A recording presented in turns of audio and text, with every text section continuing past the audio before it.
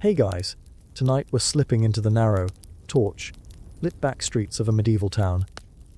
The air smells of wood smoke, spilled ale, and something less pleasant. Probably the tanner's vats bubbling down by the river. You move quietly, your boots soft on the uneven cobbles, every flicker of torchlight catching the edge of your hood. It's the middle of the night, and you're not out here for a stroll. You're out here because you're a thief. Or at least, trying to be one. There's something thrilling in it, right? The idea that you, armed with nothing but quick hands and quicker feet, can outsmart an entire feudal system. But here's the truth, it really sucks to be a medieval thief.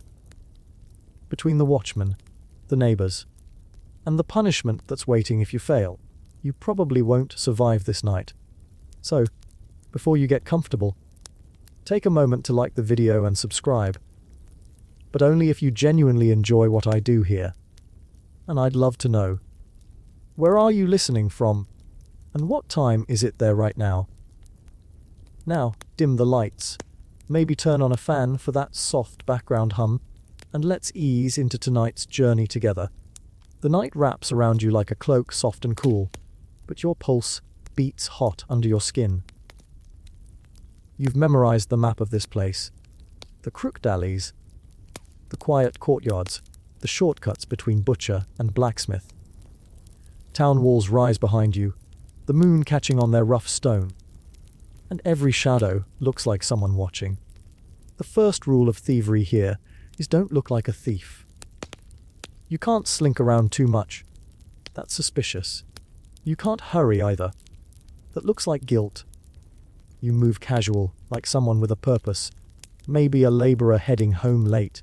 You even hum softly, a tune you once heard in the tavern, pretending you belong. But no one ever really belongs out here at night. The city sleeps. Except for the watch patrols and the desperate. You're one of the latter.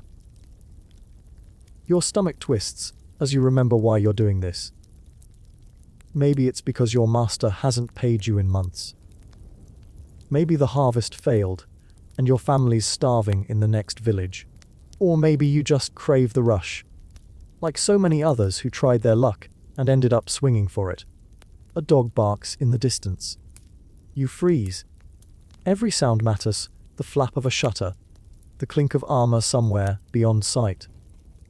You edge closer to your mark. A small merchant's stall locked for the night, its shutters weakly secured with a strip of iron. The goods inside are tempting, bolts of dyed cloth, a few brass buckles, maybe even a silver spoon or two, if you're lucky, lockpicks. Sure, you've got them. Hand, forged by a blacksmith who swore he didn't know what they were for. They're simple tools, really. Thin metal rods. A hook at the end. But your hands tremble. One wrong move, and that faint click could echo like thunder. You remember the stories. The ones told in taverns. Half truth, half warning.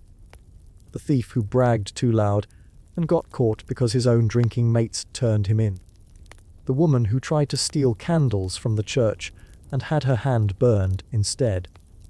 And the boy who ran from the watch but tripped on his own cloak. Hung before dawn as an example.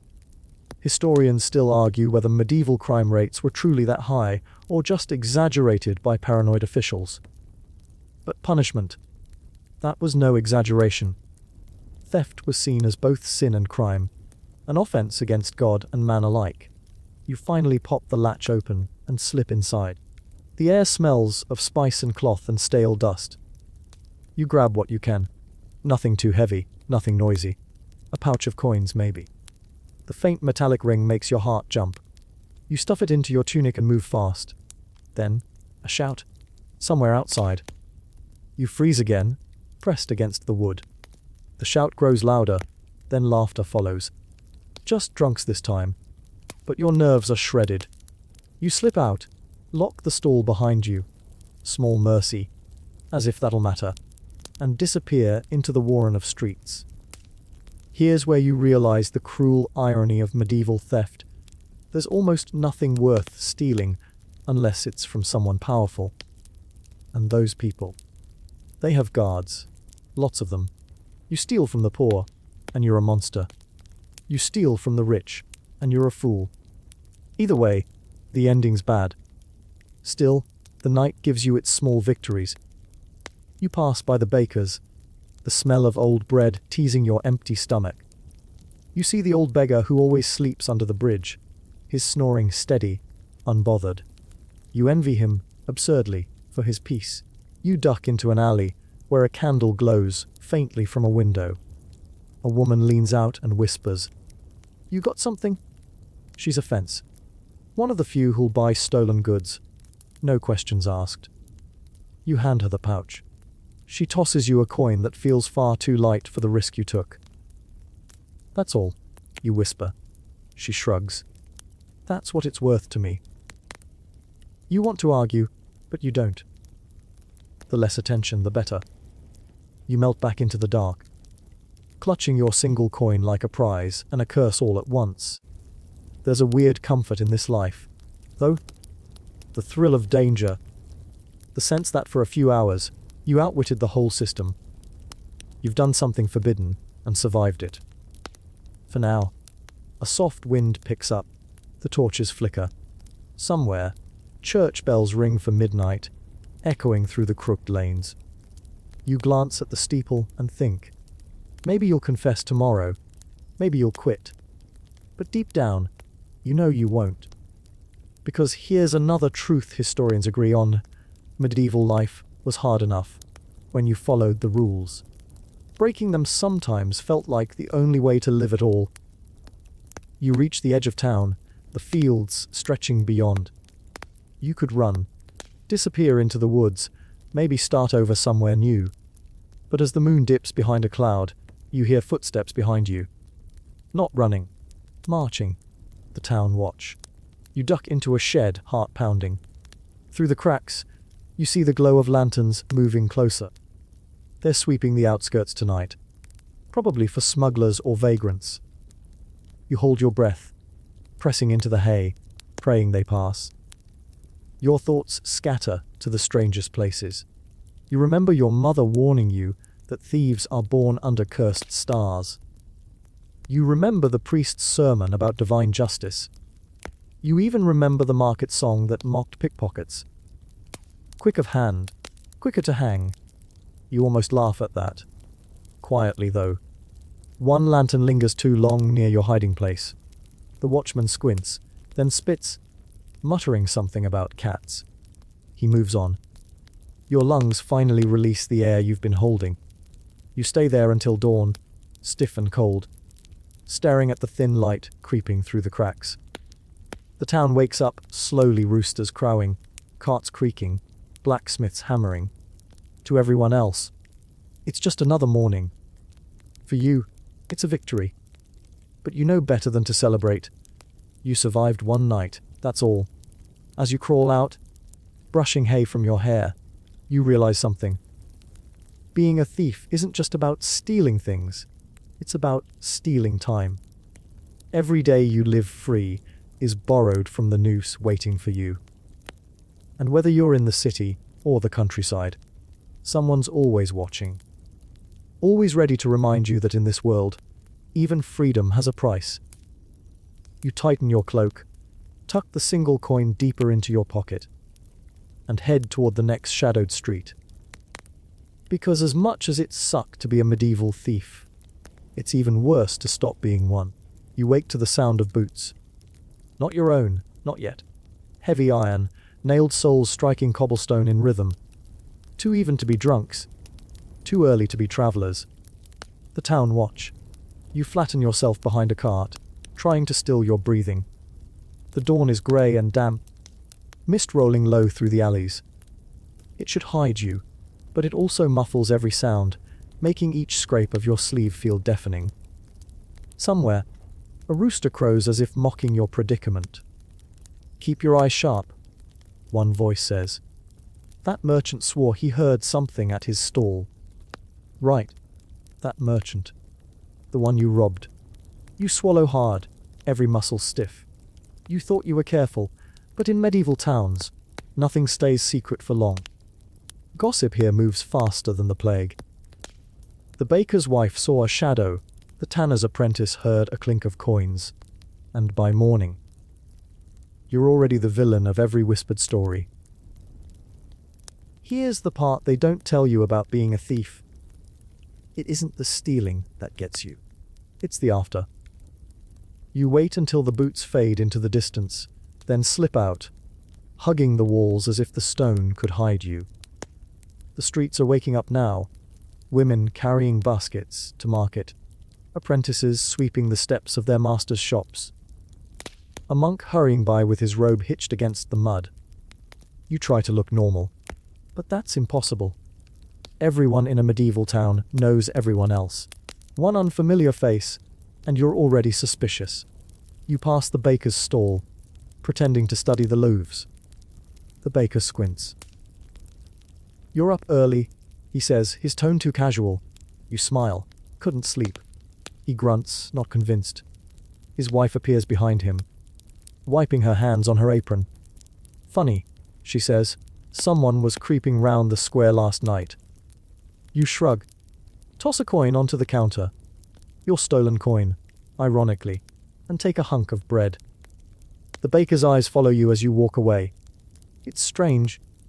This kind of fear. It's not the sharp panic of being chased. It's the slow, creeping dread of knowing that someone knows. The town watch isn't like the police you imagine today. They're part night guard, part moral patrol, part rumor mill. Half of them are drunks. The other half are bored. But when they catch someone, they make a spectacle of it. Historians still argue whether medieval law enforcement was organized or just improvised mob justice. Truth is, it was both. The watch kept order. Barely, but the townsfolk were expected to help. "Hue and cry," they called it. If someone shouted, "Thief," everyone nearby was legally obligated to join the chase. Imagine that. Every shopkeeper, every farmer, every curious child suddenly turning into your personal manhunt. You finish your bread in the shadow of a wall and toss the crust to a stray dog. It sniffs, looks at you with cautious eyes, then trots away. Even the dogs don't trust thieves. You need to move. Hiding in town is impossible. Someone will recognize you soon. The countryside offers more cover, but also more danger. You could end up caught by road patrols or, worse, peasants who see you as a chance to curry favor with the Lord. Still, you decide to go. You slip past the outer gates, just as a cart rumbles in, the guard barely glancing your way. Outside, the air smells different, fresher, though tinged with manure and smoke. Fields stretch out under the rising sun, dotted with peasants already at work. You pull your hood lower and keep walking. For a while, it feels almost peaceful. Birds sing, dew sparkles on the grass. You start to imagine what freedom might feel like if it weren't laced with constant fear. Then you spot a small group ahead. 3 men on horseback. One wears a short sword, another carries a cudgel. The third, older, has a scroll tied to his belt. You freeze. They're not merchants. They're bailiffs, officials who travel with warrants, hunting debtors, vagrants, and, yes, thieves. You duck behind a hedge, watching as they question a shepherd. The poor man points toward the road leading back to town. You exhale in relief. For now, your trail's cold. But it won't stay that way. You think back to something your old friend, well, acquaintance, once told you over a mug of watery ale. "They don't have to catch you right away," he said. "They just have to remember your face." He was caught 3 weeks later. They cut off his ear as punishment. He didn't survive the infection. That's medieval justice, for you fast when it's convenient, cruel when it's bored. You walk until your legs ache, until the town is just a smudge behind you. At last, you rest under an oak tree, gnawing the last of your bread. The quiet almost feels kind. Almost. Then, hoofbeats again. This time you don't wait, you run. Branches whip your face, mud sucks at your boots, but you keep going until your lungs burn. You find a ditch and drop flat into it. heart hammering. The riders pass, their laughter fading into the trees. You stay still long after they're gone, counting the seconds. When you finally crawl out, you're filthy, shaking, but alive. You realize now in this world, being alive is the only real victory. The sun climbs higher, the day warming. You wander into a small hamlet, just a few cottages, a well, and a chapel. The people there glance up as you approach. Suspicion first, then polite indifference. They've seen strangers before. You ask for water. A woman at the well hands you a cup, her eyes narrow but kind. "You look like you've walked a long way," she says. You nod. "From the next town over." She shrugs. "Stay clear of their bailiff. He's been sniffing around for thieves." You almost laugh at the irony but stop yourself. Instead, you thank her and move on, blending with a group of laborers heading toward the fields. There's something humbling about joining honest work, even for a few hours. You help carry hay. Stack bundles wipe sweat from your brow. It almost feels normal, like maybe you could start over here. But reality always returns. As the sun sets, a messenger rides into the hamlet, calling for anyone who's seen. A man of slight build, dark hair, scar near his left eye. Your blood turns to ice. The villagers glance around. Some shake their heads. One man studies you a little too long. You smile weakly, lift another bale of hay. "Him. Haven't seen him," you mutter. The messenger doesn't stay long. He's got a dozen more villages to check. But his words hang in the air like smoke. That night, you sleep in a barn. The straw itches. The rats squeak. You dream of the gallows, always in the corner of your vision, swinging empty, waiting. When you wake, the world feels heavier. You know the net is closing, slowly but surely. The medieval thief's greatest enemy wasn't greed or guilt. It was time. Every sunrise meant one more chance for someone to recognize you. One more whisper passed to the bailiff. One more step closer to the rope. You pull your hood on again, step into the grey dawn, and start walking toward the woods. The law might find you first, but not today. Not if you keep moving. The forest greets you like an old accomplice, dark, quiet, and indifferent. Dew glistens on the leaves, the air thick with the scent of pine and damp earth. You move carefully, avoiding the paths that might give you away. Out here, sound travels like rumor, and you can never be sure who, or what, is listening. Your breath steadies. Finally, some distance between you and the town. You find a fallen log, sit, and empty your pockets. One coin, a bent nail, a bit of string, the grand spoils of your criminal life. You chuckle quietly, though there's no humor in it. Some thief, you mutter to yourself. Still, every thief starts small. And if you're going to survive out here, you'll need more than luck. You'll need tools and skill. So you begin to take stock of what little you know. The lockpicks, gone, confiscated by a guard weeks ago. You'll need to make new ones. You find a bit of wire from an old snare, straighten it against a rock, bend it gently into shape. Not perfect, but it'll do. This is what separates a cut purse from a craftsman preparation. The medieval thief's toolkit wasn't much. Just a collection of cleverness disguised as metal. Small blades to pry shutters, wax to take impressions of keys, even hollow reeds to blow out candles from a distance. You learned most of these tricks in the alleys behind the tanner's yard, watching older thieves at work. They were your teachers, though teacher is generous. They taught through demonstration, mostly followed by running. The first real lesson you learned came from a man called Hob Carter. Hob the Rat, they called him. He showed you how to spot good doors from bad ones. It's not about the lock, he told you. It's about who hears the lock. A hob wasn't wrong. Most locks in medieval towns were basic, wooden bolts or simple iron bars. But it was the people who were dangerous. Every house had neighbors. Every noise had an audience. and if someone suspected thievery, they'd call the hue and cry faster than you could whisper a prayer. Historians still debate whether thieves really used the kind of ingenious gadgets often described in ballads. Some claim those stories were exaggerated by chroniclers eager to make crime sound romantic. But others argue that necessity breeds creativity, and thieves, being desperate, often became inventors in their own right.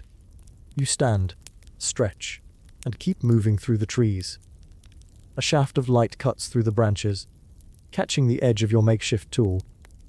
You feel almost proud, like you've reclaimed a piece of your trade. Your stomach growls, breaking the moment. Food, always food. You spot a rabbit trail and follow it to a small snare someone else left behind. Empty. You could reset it, maybe catch something by nightfall. But you've got no bait. You sigh, deciding to search the edges of the forest instead. Small villages dot this area, places where no one looks too closely at a stranger, as long as you pay. By midday you reach a scattering of huts, a single tavern, and a blacksmith shed. Smoke curls lazily from chimneys. You approach cautiously. Inside the tavern, the air is thick with owl and wood smoke. The innkeeper glances up, his face unreadable. "You travelling?" he asks. "Workin', where I can." You say, "Need food, and maybe a place to sleep." He shrugs. "Coin first."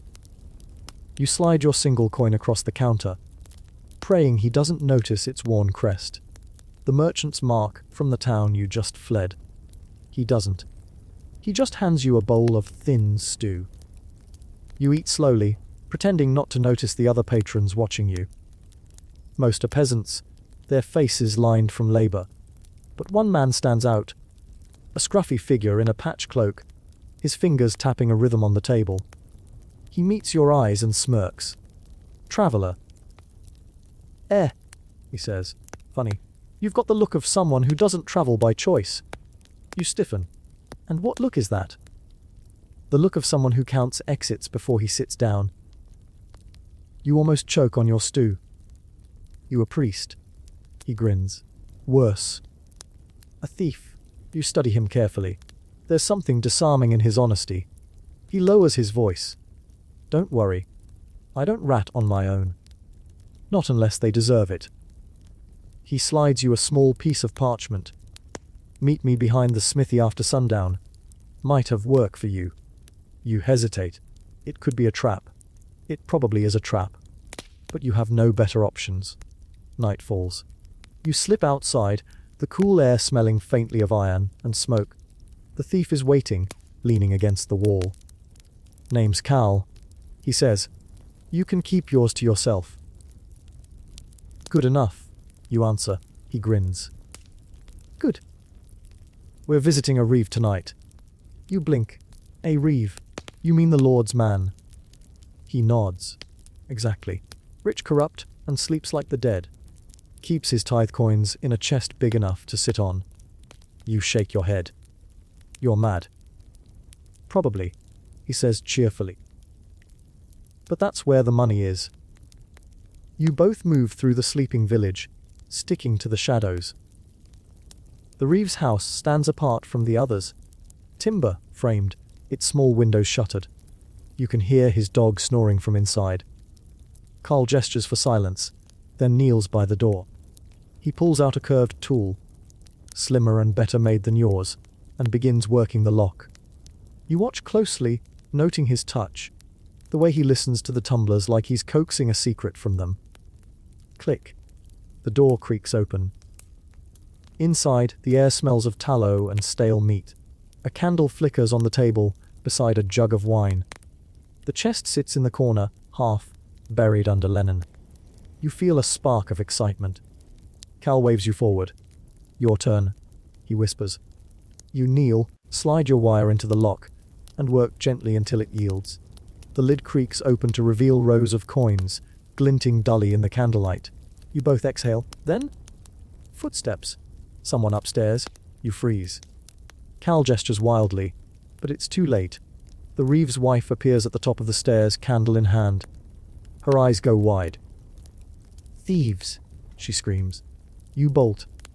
Cal dives through the door, coins scattering behind him. You sprint after, crashing into the night as dogs erupt in furious barking. You don't stop running until the trees swallow you again.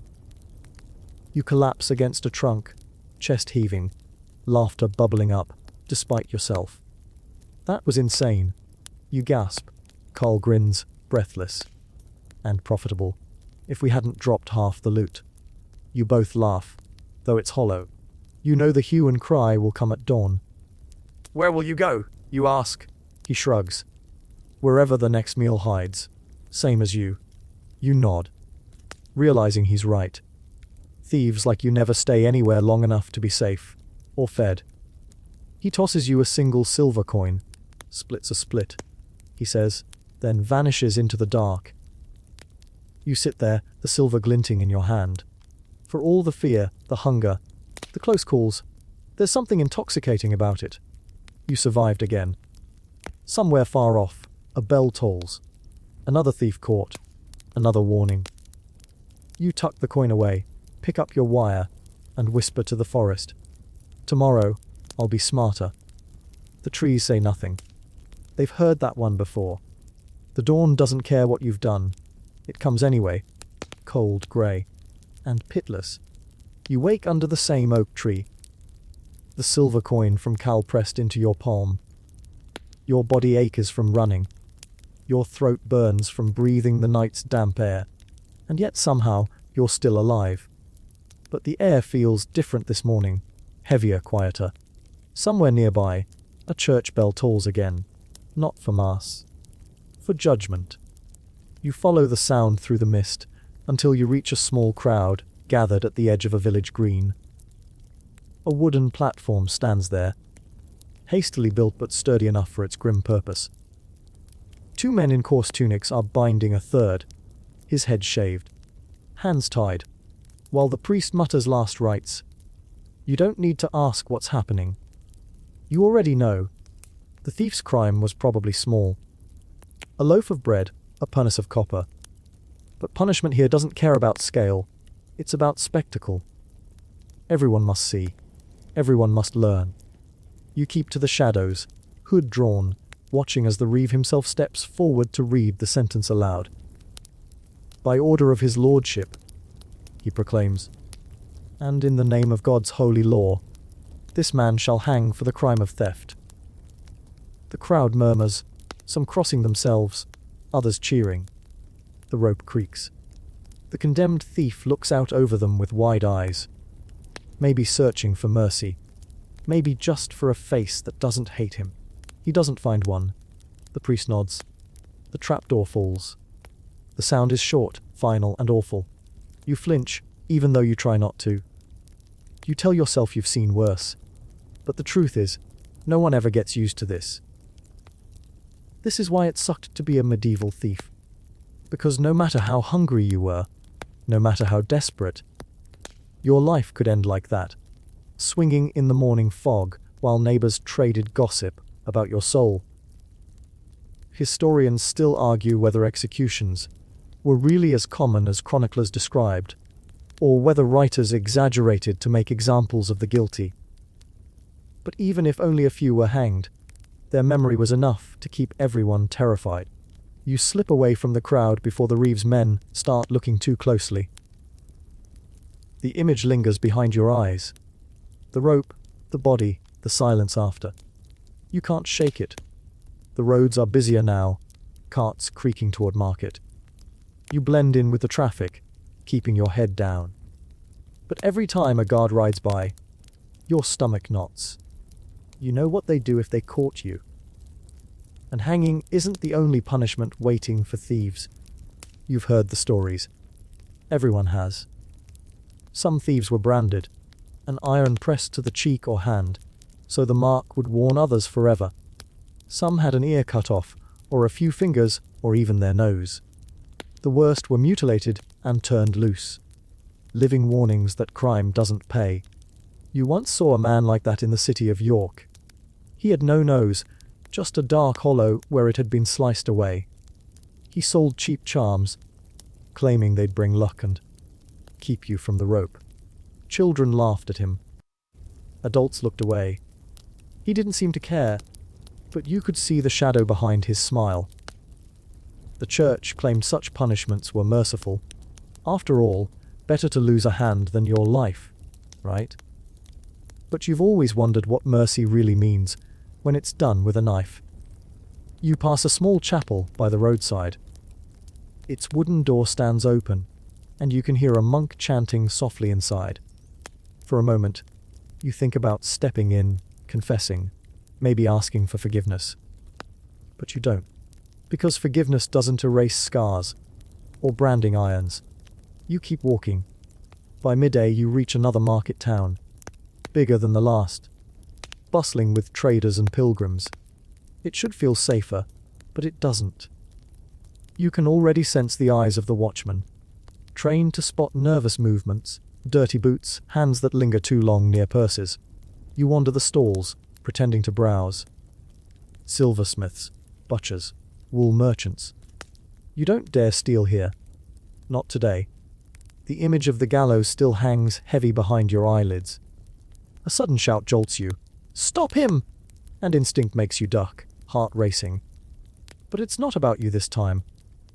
A boy, maybe 12, darts between the stalls, clutching a loaf of bread. 2 guards chase him, their halberds clattering on the cobblestones. He doesn't get far. One grabs his collar, lifts him like a rag doll. The crowd laughs. The baker demands payment.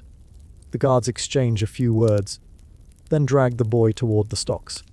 You watch, frozen, as they lock his arms and head into place. The baker spits in his direction.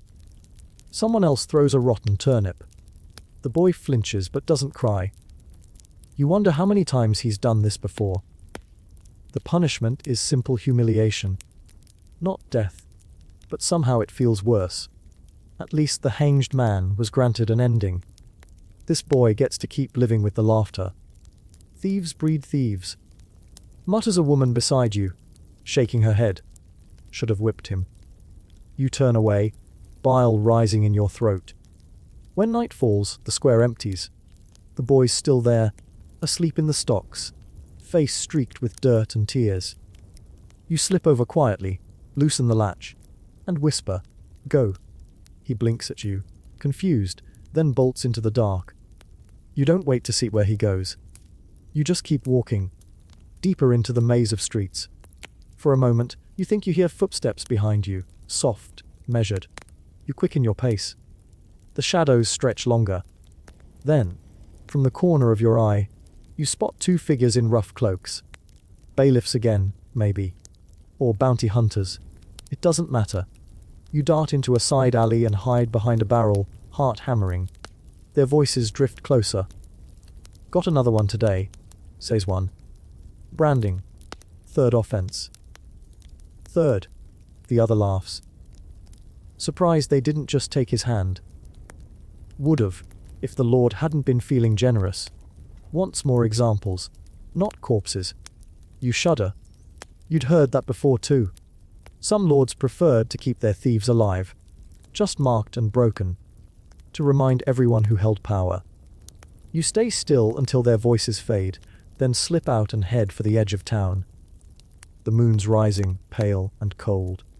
You find shelter in an abandoned barn, the kind that smells of dust and old hay. As you settle in, your thoughts drift. Back to Hob the rat, to Cal, to the boy in the stocks. Different thieves, same fate waiting. It makes you wonder, why do any of you keep doing it?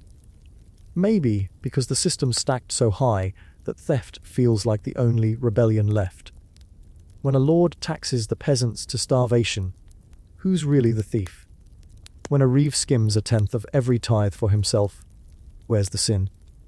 Even the church, with its golden chalices and jeweled reliquaries, preaches poverty while living in comfort. And yet, if you steal a loaf of bread to live another day, you're the villain. You lie back in the hay, staring at the rafters. Somewhere in the dark, an owl hoots.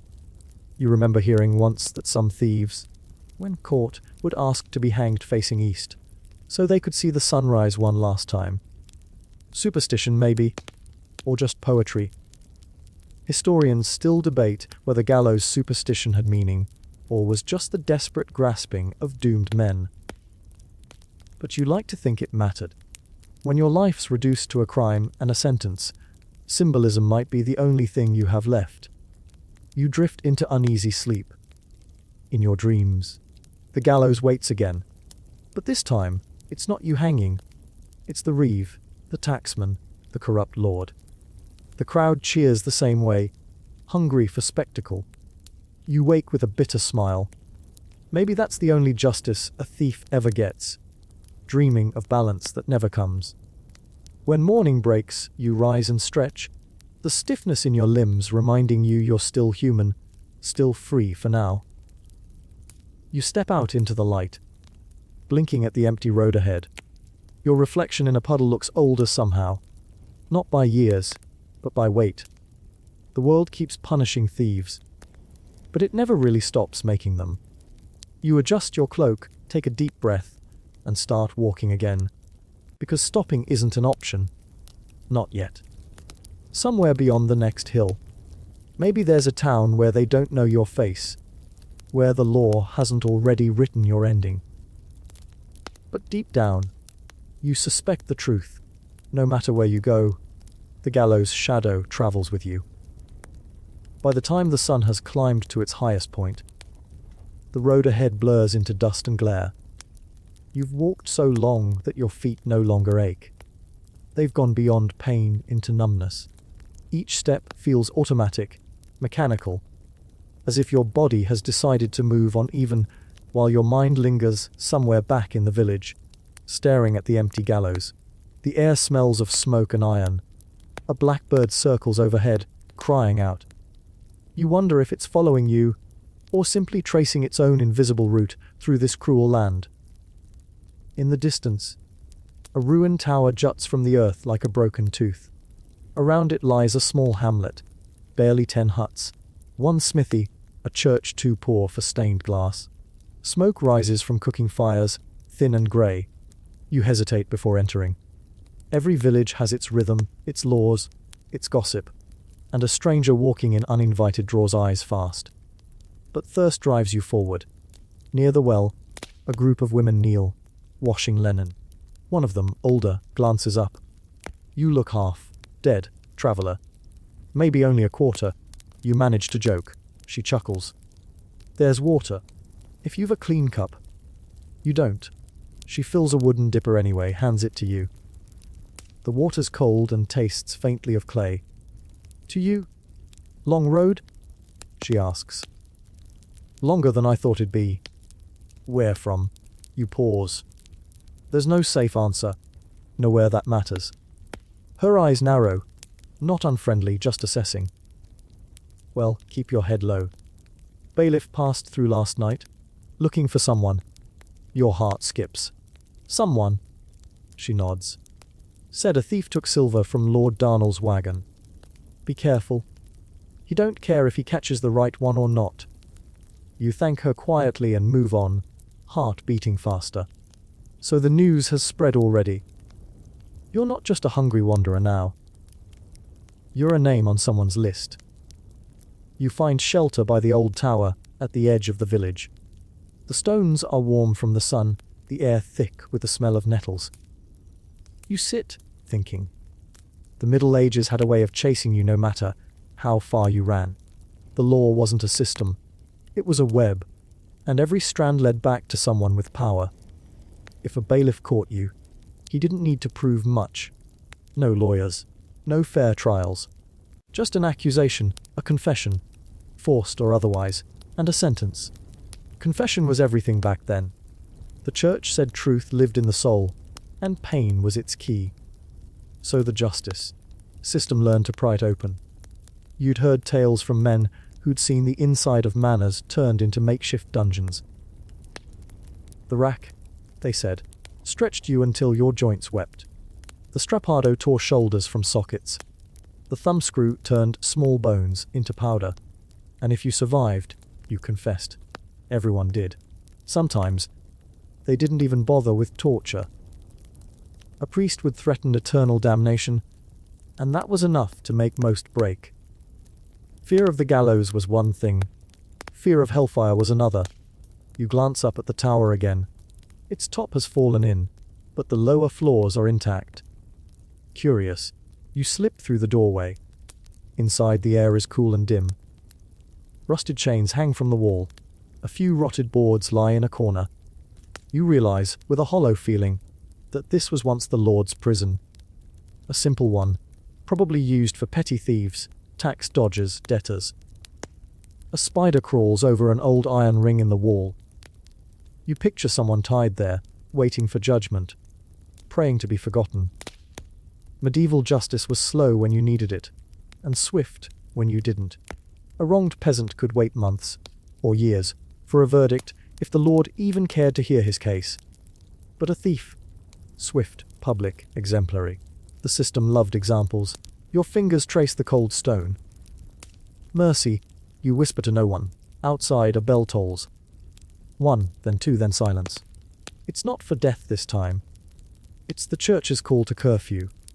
You step back into the fading light. As night settles, the hamlet quiets. Fires dim behind shutters. Only the wind remains, and the faint rustle of leaves. You sit by the tower wall, cloak wrapped tight, listening to the whisper of grass. Somewhere out there, the bailiff's still riding. When sleep finally comes, it's thin and broken. You dream again. This time, you're standing before a wooden table in a cold hall. A judge sits above you, robes dark as soot, eyes like chips of stone. Do you confess? He asks. You shake your head, but the guards twist your arm until you do.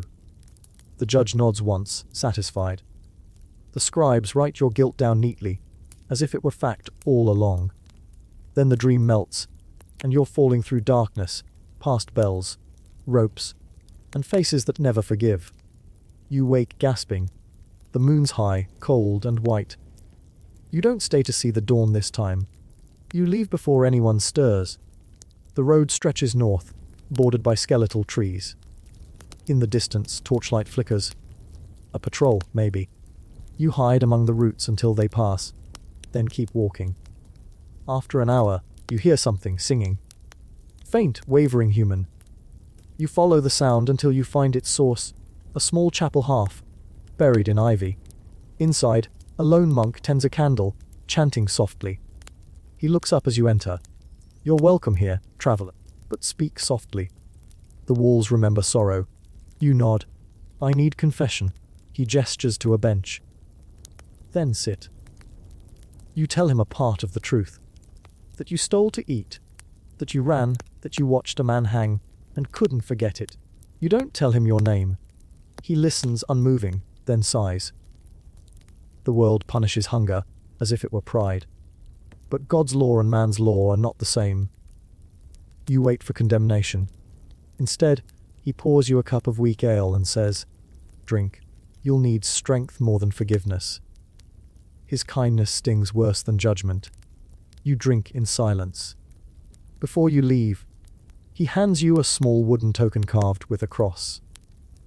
If you meet a man of the cloth on the road, he says, show him this. Some still remember compassion.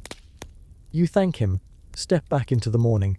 The token feels light, but it burns in your palm like a brand. By midday, the road forks. To the west lies the forest, a tangle of oaks and marsh, rumored to hide outlaws. To the east, the high road leads toward the city. The bailiff will expect you to take the main route. You stare between them, torn. The forest promises danger, but freedom. The road promises safety, but certainty of capture. You choose the forest. The air there smells of pine and decay. Roots coil like sleeping serpents underfoot. Every sound feels amplified. The snap of a twig, the whisper of leaves, the pulse of your own blood. You walk until your legs tremble, then collapse by a stream. The water's dark but clean. You drink, splash your face, breathe. Somewhere nearby, voices. You freeze. Two men emerge from the brush, rough, clothed unshaven, armed with crude knives. Outlaws, maybe. You grip your staff ready. The taller one grins. Easy, stranger. We're not churchmen. You could have fooled me. You mutter. He laughs. No one would mistake us for holy. We just live out here. The woods take anyone who's run far enough from justice. Justice. You echo. He nods. A fine word for the whip and the rope. They share their fire with you that night. Around the flames, stories spill like wine. Of farmers whipped for unpaid tithes, of poachers blinded for killing deer on a lord's land, of women dragged before courts for stealing bread to feed their children. One man, scarred across the cheek, says, "I once worked the castle kitchens. Took a chicken leg home. They caught me. Said I'd stolen from the king's table. Took this for my trouble." He points at his scar. You stare into the flames. The faces blur into one. The punished, the desperate, the forgotten. It dawns on you that there's more justice in this outlaw camp than in any manor court. At least here, a man's worth isn't decided by who he serves. Later, lying under the trees, you realize you're not running anymore. You've just joined the others who already fled.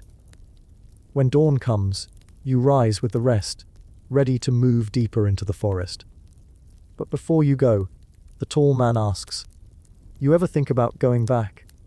You shake your head. There's no going back from the rope. He smiles sadly. Aye. But there's always someone new walking toward it. The road is a circle, you realize. No matter where you turn, the law finds you. Not because you're wicked, but because the system needs you to be. Someone has to hang to make the rest obey. You shoulder your pack, step into the green haze of morning light. The forest closes behind you like a door. And for the first time in days, you breathe freely. The world beyond may call you a thief, a sinner, a fugitive. But here, among the outlaws and the trees, you're something rarer. Alive. Morning finds you deep in the woods, where the sunlight falls in thin, dusty shafts through the canopy. The air is damp, alive with birdsong and the hum of unseen insects. Somewhere behind you, a brook chatters over stones.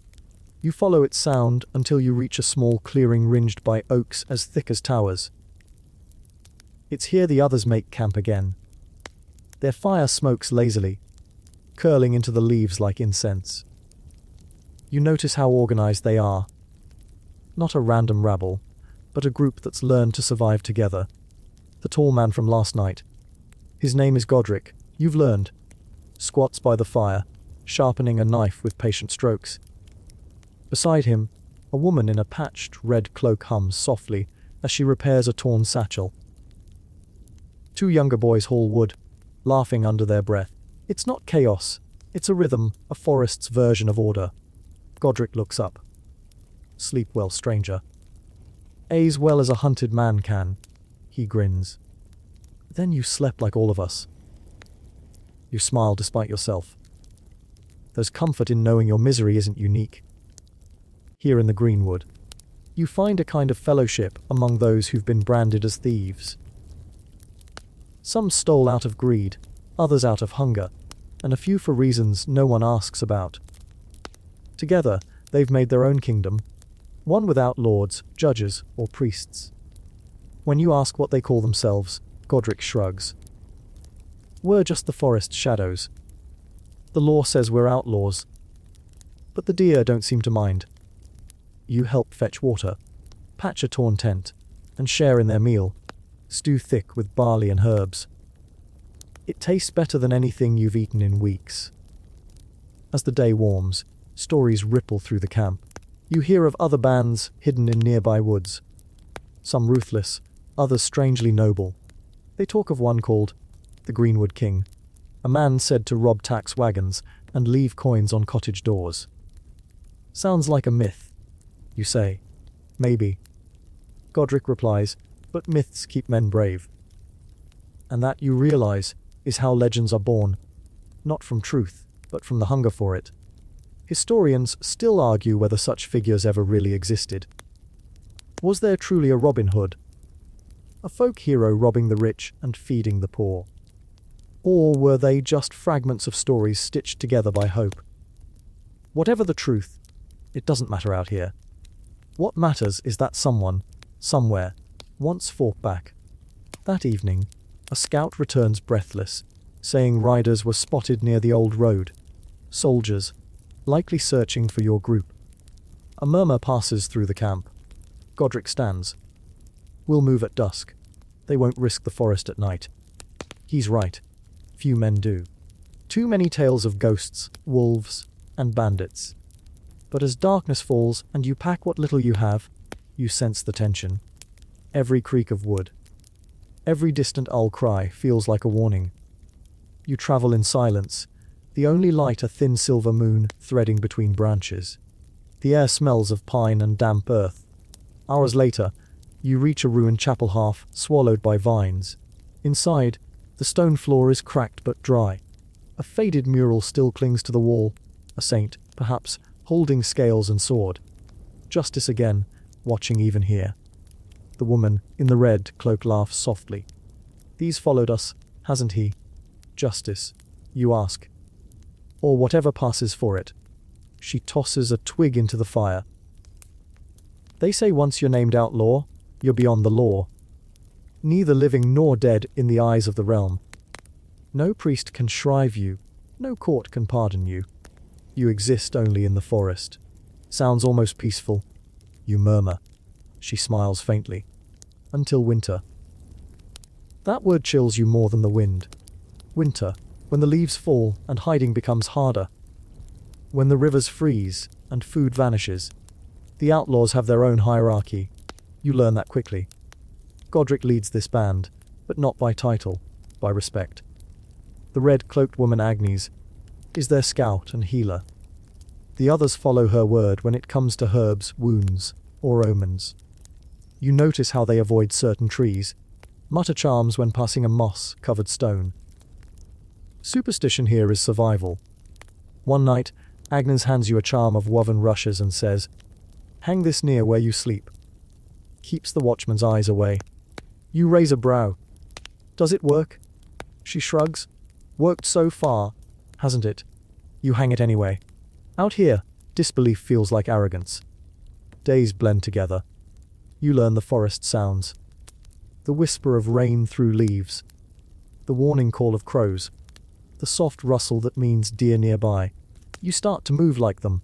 Silent, cautious, half-shadow. Once, while foraging, you stumble upon a half-buried milestone carved with Latin letters. You brush off the moss and realize it once marked a Roman road. The Empire's bones still run under this land, long after its flesh has rotted away. The realization humbles you. Even empires end up as ghosts in the dirt. At dusk, Agnes finds you staring at it. They built roads everywhere, she says quietly. Made the world smaller, they did. Now we hide from men who walk those same roads. Her voice drifts. Funny, isn't it? The mighty always leave us paths to run from them. You both laugh, softly, bitterly. By the end of the week, the band has settled deeper into the woods, near a stream and a hollow oak. They've carved niches into the trunk, storing coins, tools, bread. It's a hidden treasury, guarded by silence. You begin to feel safe. Almost. Then one morning, smoke rises where it shouldn't. A thin grey column far to the north. Village fire. Godric says grimly. They're flushing the woods. He means the bailiffs have torched nearby huts to drive out anyone sheltering fugitives. That's the price of harbouring thieves. Collective punishment. The younger boy swears under his breath. We should move. Not yet, Godric says. They'll expect panic. You sit in uneasy quiet as ash drifts through the air like snow. When night falls, the forest feels tighter, smaller. You can almost hear the crackle of distant flames. Later, while others sleep, you wander to the stream. The moonlight ripples on the water. For a moment, it feels calm. Then you see movement, shapes among the trees. Armored. Your pulse spikes. You race back to camp, whispering their approach. Godric curses softly, rousing the group. No torches. Move. You scatter into the dark. Behind you, hooves pound, metal clashes, dogs bark. You dive behind a fallen log, heart hammering. Through the leaves, You see torches flare. The soldiers have found the camp. Sparks burst into the air as they tear through the tents. Shouts echo, a short, sharp cut-off. You grip the charm Agnes gave you, whispering its promise like a prayer. By dawn, the forest is quiet again. When you return, the camp is ash. No bodies, just ashes, footprints, and silence. You find one thing intact, the hollow oak, still standing. Inside it, the rush charm you'd hung remains untouched. You don't cry. You can't. You just sit there until the light fades again. That night alone by the stream, you realize what survival means now. No band, no safety. Just you and the endless woods. Still, you whisper a promise to the dark you'll remember them. You'll remember the fellowship of thieves, the stolen moments of laughter, the fragile dignity they kept even when branded criminals. The world called them outlaws. But to you, they were the freest people you ever met. And somewhere you suspect, the forest still remembers their footsteps. You move again at dawn. The woods behind you whispering like mourners. Smoke still clings to your hair and clothes, that ghostly perfume of everything lost. Each step forward feels like betrayal, but staying means capture, or worse. The forest silence presses against your thoughts, and you start to crave a sound that isn't your own breathing. Bells, maybe. Human voices. Anything that proves the world hasn't ended. By midday, you find a road again, a muddy path winding between fallow fields and low stone walls. In the distance, a spire rises a church. It gleams faintly under the clouded sky, promising safety like a mirage. You hesitate. You've learned that promises in this age often come with chains attached. Still, exhaustion wins. You walk toward it, head bowed. The church stands on a small hill, surrounded by weathered graves and yew trees black as ink. Its wooden door is heavy, iron, banded, scarred by age. You push it open, and cool air spills out. A smell of wax, dust, and old prayers. Inside, the light slants through narrow windows. Shadows crawl across carved saints, whose eyes seem to follow you. A priest kneels near the altar, whispering a prayer you can't quite hear. You wait until he finishes, then speak softly. "Father, I need sanctuary." The word hangs in the air like smoke. For centuries, that word meant something sacred. The church claimed to offer protection even from kings, a divine loophole for the hunted. Step into holy ground, and you were untouchable, at least in theory. The priest rises slowly. His face is thin, his robes patched. He studies you for a long moment before replying. "You seek sanctuary from what, my child?" "From the law," you say. "They say I stole." He sighs. "Did you?" You don't answer. Truth doesn't matter now, it never did. "Come," he says, motioning to a side pew. "Rest there." The Lord's house refuses no wary soul. You sit. The wooden bench creaks beneath you. For a moment, peace, real peace, wraps around your bones like a blanket. He brings bread and watered wine. You eat slowly, watching a beam of light catch the floating dust motes. They look like tiny souls drifting upward. "You're not the first to come here," he says quietly. "Last winter, a woman fled after striking a Lord's steward. We hid her in the bell tower for weeks." "What happened?" "She fell ill. The sheriff waited her out. When he came to fetch her body, he said the law was satisfied." You close your eyes. Mercy comes late. The priest nods. Always has. Outside, the bell tolls once, marking the hour. The sound rolls through the fields, fading into distance.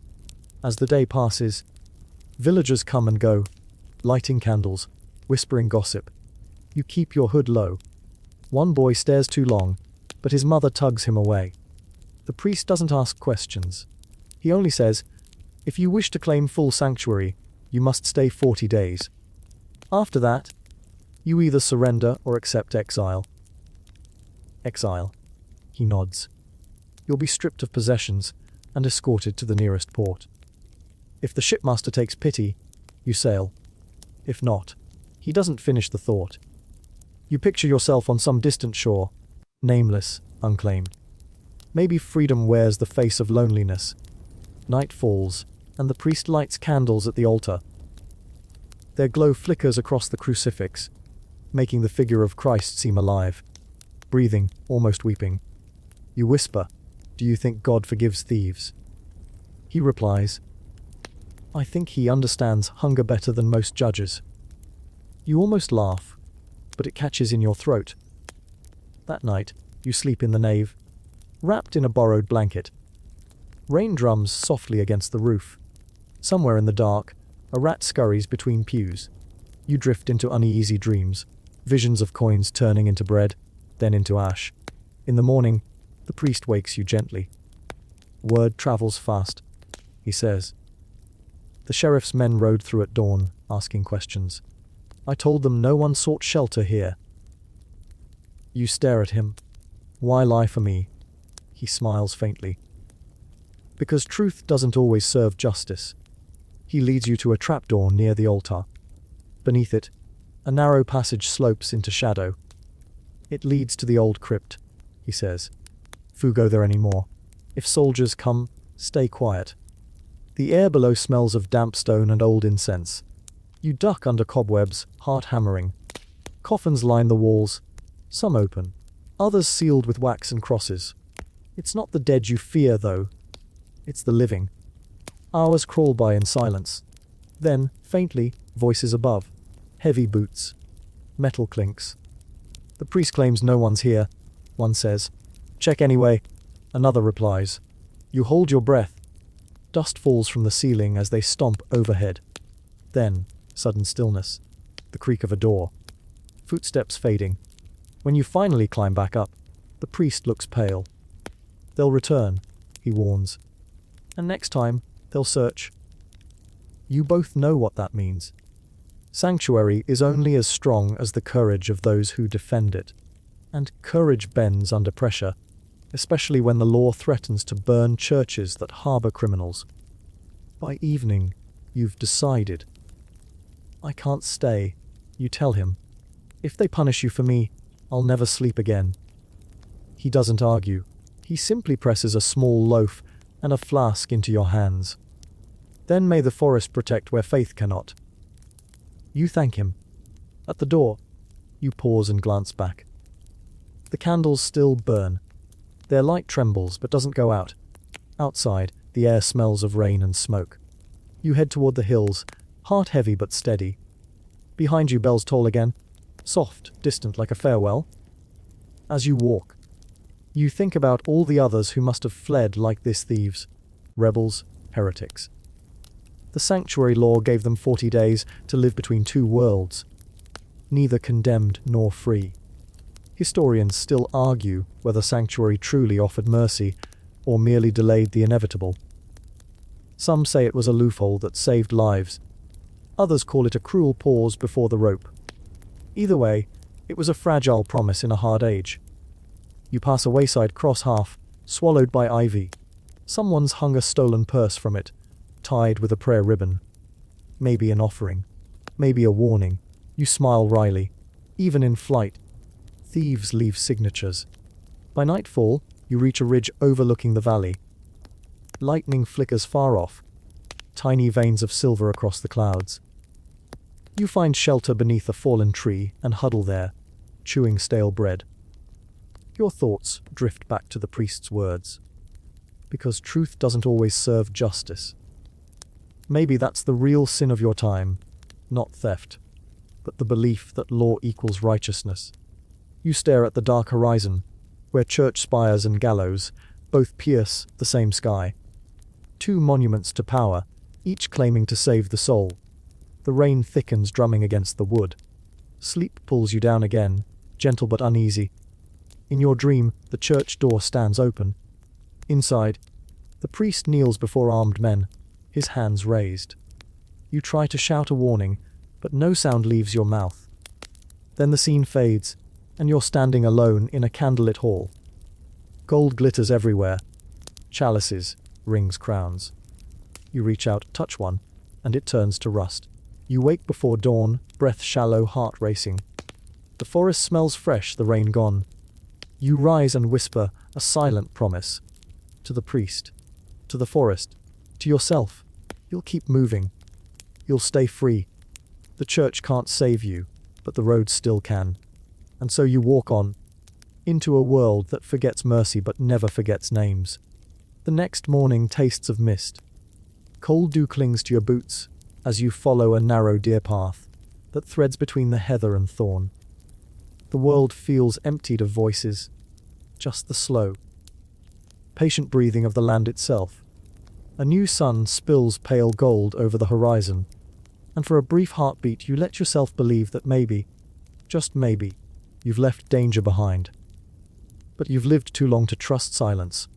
Silence is how the world hides its traps. You walk on, every sound.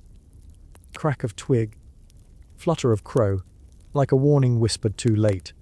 The forest thins by noon, revealing a cluster of cottages ahead. Smoke drifts lazily from their chimneys. A small river glints nearby, crossed by a stone bridge slick with moss. Your stomach twists. The bread's gone, the wine long finished. Hunger feels heavier than fear now. You edge closer, keeping to the tree line. A woman kneels by the water, washing clothes. Her hands move rhythmically, her face wary but kind. You wait until she glances your way, then step out slowly, palms visible. "Good wife," you say softly. "I mean no harm. Only passing through." She studies you. Your mud-streaked face, torn cloak, hollow eyes. Then she nods toward her cottage. "Come warm yourself, traveler." You look half ghost already. Inside, the air smells of rye and smoke. A pot bubbles over the fire. Two children peek from behind a stool, wide-eyed. You lower your hood, trying to appear harmless. The woman ladles soup into a wooden bowl. "There's been talk," she says as you eat. "A thief near these parts. Some say a killer, others say a saint. Which are you?" You smile faintly. "Neither. Just hungry." She watches you a moment longer, then shrugs. "Hungry's no crime. Not yet." The soup burns your tongue but tastes like grace. Her husband returns later, broad-shouldered, cautious. He eyes your boots first, then your hands, then the road behind you. "Strangers bring trouble," he mutters. His wife hushes him. "She's alone. Let her rest." He grunts but says no more. That night, you sleep in their barn, curled beneath old blankets. Through the cracks in the wood, you can see stars, cold pinpricks in a black ocean. Somewhere nearby, an owl calls. You dream again of bells. When dawn comes, the woman brings you a small bundle of bread, cheese, and a coin. "For the road," she says. You hesitate. "I've nothing to give." She smiles sadly. "Then promise not to come back." "That'll do." You thank her and go. The road turns east, following the river. You walk until your legs ache. Every mile feels like a stolen breath, temporary, precious. By evening, you reach a small market town ringed with wooden palisades. Its gates stand half open, guards yawning in the dusk. You lower your hood and blend in with a group of peddlers entering. Inside, life bustles again. Laughter, haggling, the sharp scent of roasted meat. You hadn't realized how much you missed noise until now. You wander the stalls, pretending to browse. One merchant sells trinkets shaped like saints. Another piles baskets with dyed cloth. At the edge of the square, a boy juggles knives for coins, his grin wickedly bright. Then, a shout, "There!" By the well, you freeze. A man points in your direction. Two soldiers push through the crowd, silver badges glinting on their cloaks. Your pulse kicks like a trapped bird. You bolt. The market erupts, cries, curses, a toppled cart of apples rolling like marbles underfoot. You dart through an alley, leap a fence, and tear across a muddy yard. Dogs bark. The soldiers follow, slower but relentless. You veer into a narrow lane that ends at the riverbank. The water runs deep and black. Behind you, boots, shouts. Ahead, only the river. You don't think. You jump. Cold slams your chest. The current drags hard, spinning you under. You claw upward, gasping, grabbing at branches that scrape your arms raw. The world blurs into water and panic. Then, air. You break the surface, coughing, drifting toward reeds. From the far bank, you hear one soldier swear, another laugh. They won't bother chasing, the river divides two counties. Beyond it, the law's reach thins. You crawl ashore, soaked and trembling. The sky has gone iron grey. Across the fields ahead, smoke rises again, but not from hearths, from torches. You stagger closer, heart sinking. A manor house stands burning, flames pouring from its roof like banners. Villagers form a half-circle watching. Some cheer, others pray. An old man murmurs beside you. They said the Lord raised taxes for the war, took half the grain. So the men burned him in his hall. You stare at the inferno, the heat prickling your face. In another time, you might have called it justice. Now, it just looks like the world eating itself. You turn away. You've seen enough of fire. Night deepens fast. You find an abandoned shepherd's hut on the hillside and crawl inside. It smells of wet wool and memory. You wring out your clothes, teeth chattering. Then, as always, the thoughts begin. The slow procession of faces you can't forget. The priest. The woman by the river. The husband's suspicious eyes. How many lives does one fugitive bend without meaning to? You press your palms together, not in prayer, but in apology. Outside, the wind shifts. You hear distant bells again, soft, ghostly. Not church bells this time, alarm bells. Somewhere, another fire, another reckoning. You close your eyes and whisper, I'm still here. For now, that's enough. Tomorrow, you'll walk again. Through another village, another forest. Another day pretending to belong to no one. Because in this world, belonging is the most dangerous crime of all. Morning comes as a dull grey wash over the world, the kind of light that doesn't warm, only reveals. You're stiff, sore, and still wearing clothes that smell faintly of smoke and river mud. The shepherd's hut is silent, except for the drip of rain through the thatch. Somewhere outside, a goat bleats in the mist. You push open the warped door and step out, blinking against the pale drizzle. The road curls down the hill, like a scar toward a low valley, where the faint hum of trade drifts upward. A market town again, larger this time. Larger means noise, distraction, opportunity. Your stomach reminds you how long it's been since bread. You set off, hood up, the wet grass soaking your shoes. By noon, you reach the outskirts. Timber houses lean like gossiping old women, their eaves almost touching over narrow lanes. The smell hits first. Yes, tallow, dung, and something sweet and frying. You follow it into the main square, where stalls bloom beneath canvas awnings, bright against the grey sky. Coins jingle, hawkers shout, and over it all, a fiddler plays something jaunty and badly out of tune. You walk slower now, studying the rhythm of trade. Every face, every movement matters. Markets are as alive as forests. Everything prays or hides. At the edge of the square stands a table covered in trinkets. Combs, beads, small pewter charms shaped like crosses. Behind it, a man with sharp eyes and a sharper smile. You recognize the type instantly. A fence. Someone who buys what shouldn't be sold and sells what shouldn't exist. He catches your glance, tilts his head slightly, then continues talking to a woman haggling over a brooch. When she leaves, he looks back at you and says, "You've got the look of someone who's misplaced something valuable." You answer carefully. Or found something. Better still. He gestures under the stall. Step closer, traveller. The rain's not friendly. You do. Beneath the table, crates glimmer faintly. Silver spoons, half a sword hilt, a bolt of embroidered cloth with a crest discreetly cut away. He speaks low. I take what needs disappearing. Half coin up front, half when it's gone. Or, if you've got lighter hands, there's a market tonight where things move faster than questions. The black market. You murmur. He chuckles. A black market is what nobles call it when we do business. When they do it, it's private trade.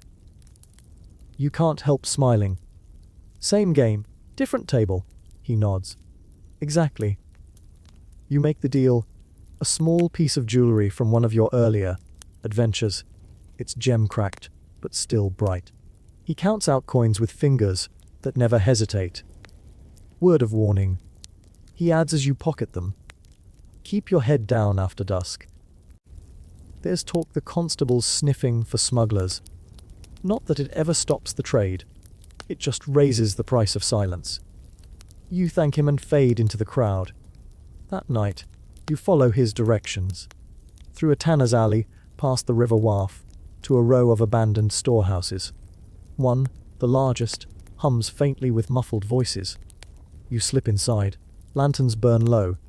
Around the room, figures stand in tight knots, exchanging parcels and coins.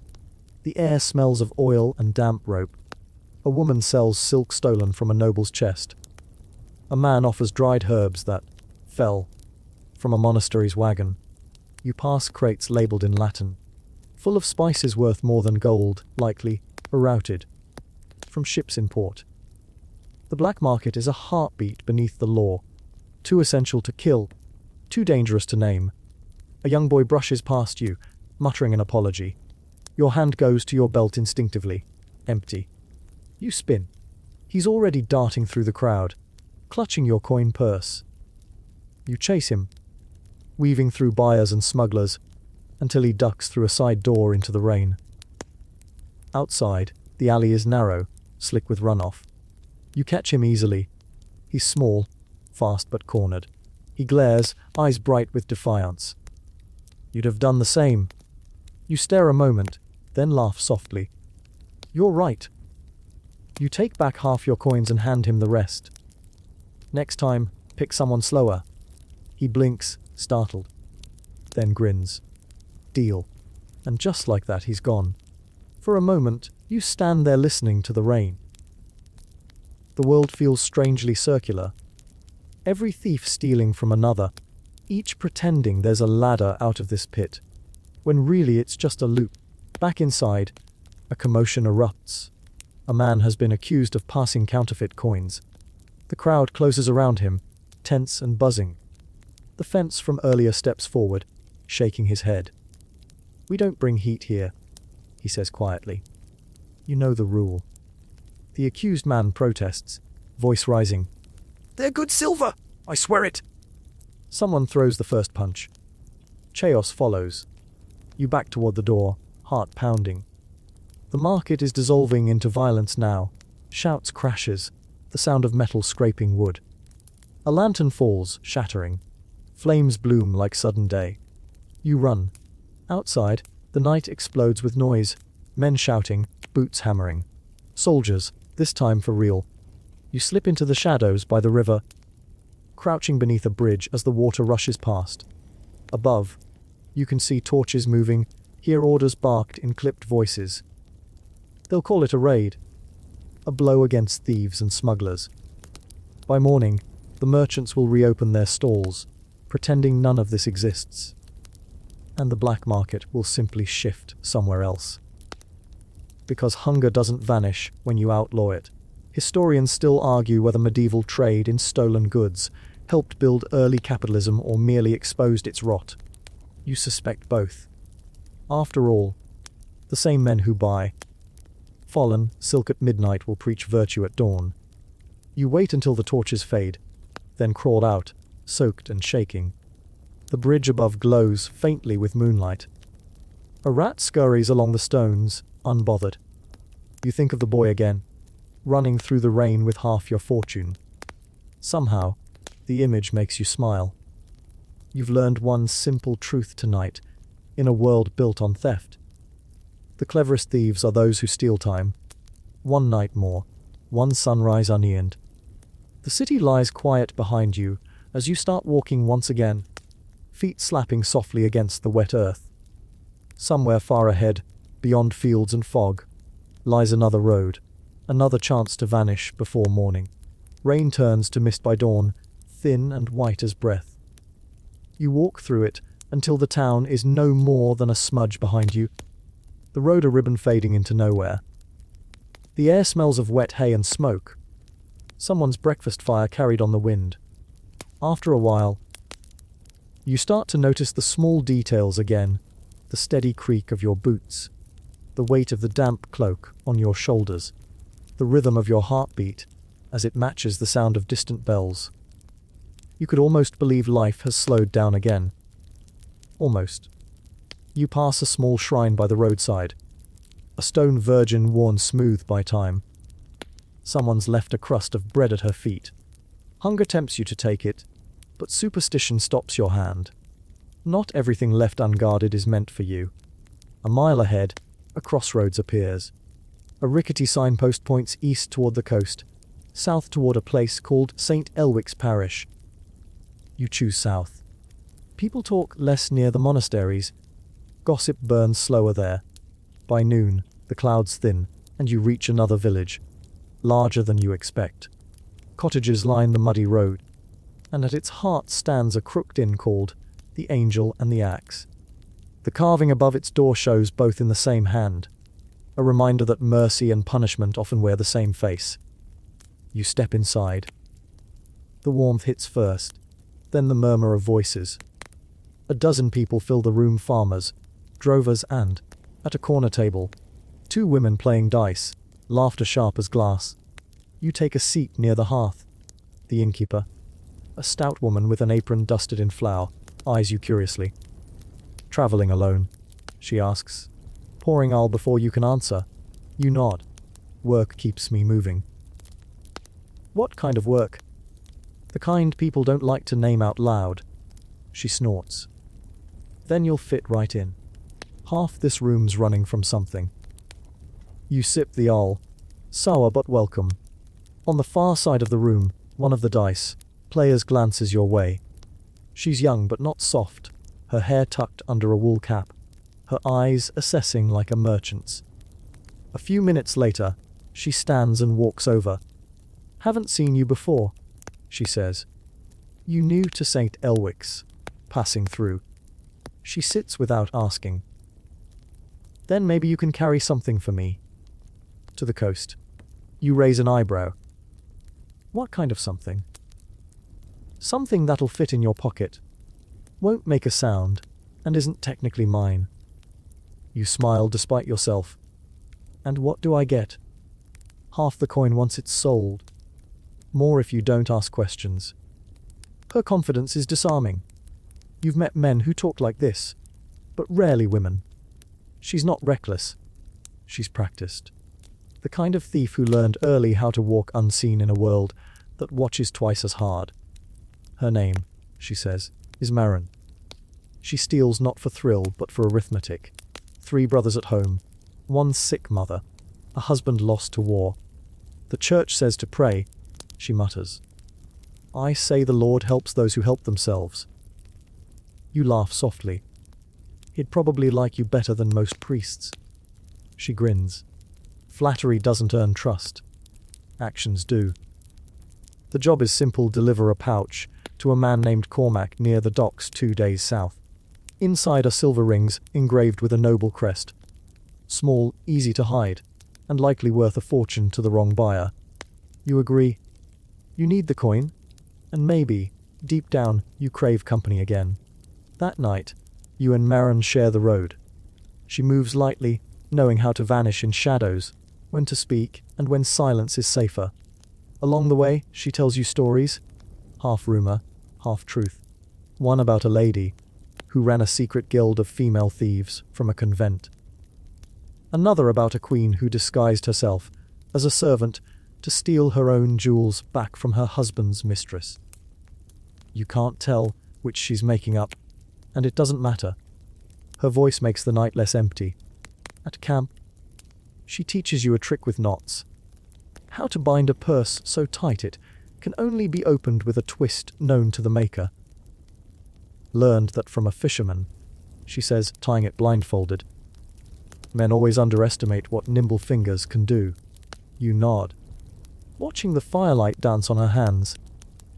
Historians still argue, you say quietly. How many women were actually thieves, or just blamed for it when they stepped out of line? Marin smirks. All I know is, blame pays better than obedience. The next day, the weather breaks again. Thin rain turning the road to sludge. By afternoon, you see the glint of water ahead the sea. The smell of salt fills the air, sharp and clean after weeks of wood smoke and mud. The port town sprawls along the coast, crooked streets climbing from the harbour like veins. Ships creak against the piers, gulls crying overhead. You find Cormac easily. Big man, beard like wire, eyes that weigh everything. He counts the rings, nods once, and hands Marin a purse of coins. Fast work, he says. If you ever need passage, come to me. You expect her to beam with pride. Instead, she looks uneasy. When you're alone again, you ask, what's wrong? He paid too easily, she whispers. No questions, no argument. Either the rings are worth 10 times what I thought, or he's setting us up. You both turn just in time to see 2 men at the far end of the dock whispering to a constable. Run, she says. You do. Down the pier, through the maze of nets and crates, boots slipping on wet boards. Shouts follow, then the blare of a horn. You duck into a fish warehouse, the stench almost choking. Marin grabs your arm. Split up. Meet me by the old windmill before sunrise. You hesitate, then nod.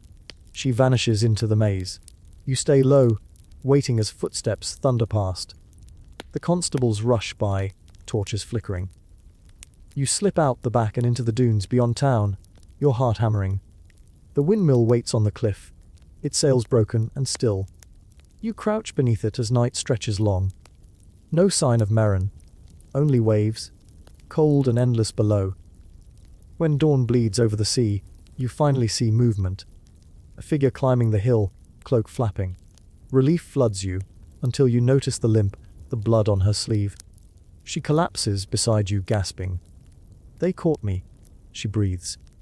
But I ran. Couldn't let them hang me. You press a hand to her wound. Stay still. She shakes her head weakly. Don't waste it. Take what's left. Make it count. And then, silence. You sit with her until the sun is high. Seagulls circle, crying over the surf. Later, you bury her near the edge of the cliff, under a cairn of stones. The wind off the sea carries the scent of salt and sorrow. You whisper. They'll never sing your name, but I will remember it. Then you turn back toward the road. You've seen what happens to women who steal, not only their lives, but their stories taken too. In the quiet that follows, you promise to keep both safe, at least for one night more. The wind never quite leaves you after that night by the sea. Even inland, you can still hear it sometimes, a hollow whistling in your ears like the sea calling you back. You walk slower now, heavier. There's something about burying a friend that makes every footstep feel like trespass. Days stretch into weeks. Villages blur together. One that smells of salt pork, another that brews ale strong enough to strip paint. But something's changed. You start noticing charms everywhere. Little things, bits of string knotted in doorways, herbs hung in rafters, strange sigils scratched into beams. You'd seen them before, of course, but now you pay attention. They seem to follow you, like whispers left behind. At a tavern one night, a one-eyed minstrel plucks his lute and sings of a thief's blessing. Supposedly, if you spit through the loop of a hangman's noose at midnight, the rope won't ever tighten around your neck. The crowd laughs uneasily, tossing coins anyway. You ask him later, "You really believe that?" He winks. Believe? No, but it helps the hands stop shaking before a job. He's right, of course. Superstition is the thief's version of prayer, a desperate trade of fear for rhythm. You leave before dawn, still thinking about it. The road ahead curls through marshland, the air thick with fog. Somewhere beneath the reeds, frogs croak like creaky hinges. By mid-morning, you stumble upon a crossroads shrine, an ancient one, older than the church's reach. A rough figure carved from oak, its face half gone. Offerings lie at its feet, feathers, bits of bone. A single coin blackened by rain. You crouch and add something of your own. A splinter of driftwood from the cliff where you buried Marin. For protection, or remembrance, you're not sure. A voice startles you. You shouldn't feed the old ones. An old woman stands nearby, bent but bright-eyed. She carries a bundle of herbs and smells faintly of smoke. You straighten. You mean this god? She snorts. Not a god, a memory. They were worshipped before mercy had a name. You nod slowly. I'll take all the protection I can get. She studies you, then offers a string of charms, bones, iron nails, a sliver of mirror. Hang these, she says, and no spirit or sheriff will find you quick. You take them, pressing a coin into her hand. As you walk on, the trinkets clink softly against your chest. Maybe it's foolish, but you feel lighter. That night, you stop at an abandoned barn. The wind moans through the rafters like a voice, trying to remember a song. You light a small fire, holding one of the charms near the flame. It catches the light, throwing odd shadows on the walls. Historians still argue whether medieval thieves truly believed in magic or simply clung to it out of habit. Maybe there's no difference. Belief, after all, is a kind of survival instinct.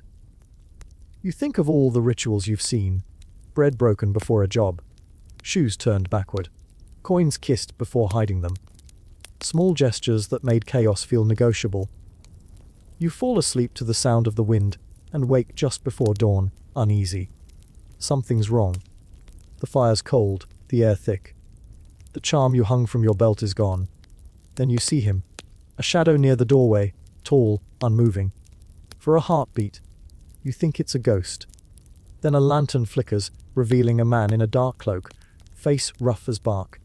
"Morning, traveler," he says softly. "I believe you have something that isn't yours." You freeze. You'll have to be more specific. He steps closer. The charms. The woman you met. She was one of mine. You glance toward the road. Didn't see your name on her work. He smiles, slow and humorless. Fair. Still, I can't have strangers flashing my protection marks. Makes the locals jumpy. You sigh, unhooking the string. Fine. No trouble meant. He studies you for a long moment, then nods. You've lost someone recently. The question catches you off guard. How could you know that? He taps his temple. Grief leaves a smell, like rain before it falls. You hand over the charms. He turns to leave but pauses. "There's an old saying," he murmurs. "Every thief bargains with three masters: fear, hunger, and luck. Only one ever wins." When he's gone, the barn feels colder. You step outside, watching mist curl over the fields. The morning sun turns it gold at the edges, and for a moment it looks almost holy. You think about what he said. Fear, hunger, luck, and wonder which one's been steering your path all this time. Later that week, you reach a small fairground near a monastery town. Jugglers, beggars, pilgrims, everyone mingling in the half-light of festival. You watch a woman selling gallows charms from a stalls. Tiny wooden crosses carved from actual hanging trees. "They save you from the noose," she says, "or make sure it's quick if they can't." People buy them anyway. You buy one too. It feels wrong not to. As night deepens, music swells. Drums, fiddles, laughter. You move through it all like a ghost, feeling half invisible, half exposed. Someone bumps into you, mutters an apology. A hand brushes your pocket. Empty. You grin despite yourself. Somewhere out there, a younger version of you is thriving. You whisper to the wind, "Good luck, whoever you are." For once, you mean it. By now, the rhythm of the road feels like breathing. Your feet move without thought. Each step another beat in a long, slow song of survival. You've crossed forests and fields, mud and cobblestone, and somehow you're still here. Scraped. Hungry, a little haunted, but breathing. The winter air sharpens again, and with it, the dangers multiply. You learn that the colder the season, the crueler the law becomes. Men who would have ignored a loaf stolen in summer now swing their cudgels for a single turnip. One morning, you reach a border town built on trade and paranoia. Its walls are high, its guards thick-necked and bored.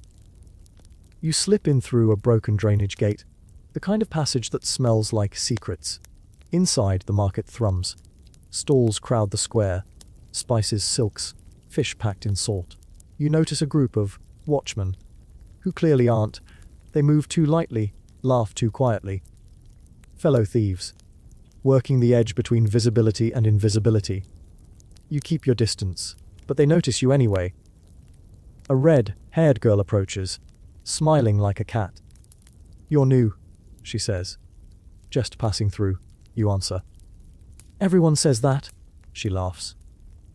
"But if you're staying a night, best not to steal from the bakers. They've got friends with halberds." You raise an eyebrow. "And who's safe to steal from?" She grins wider. Depends who you ask. That night, you meet them all in a half-collapsed wine cellar. The local guild, if you can call it that. Not official, of course. Thieves' guilds were always more rumor than fact. Historians still argue whether organized crime truly existed in the Middle Ages, or if it's just a romantic exaggeration. Either way, this bunch acts like one. They trade stories, loot, gossip. You learn the names of the town guards, which monks buy stolen wine, which tavern serves watered ale.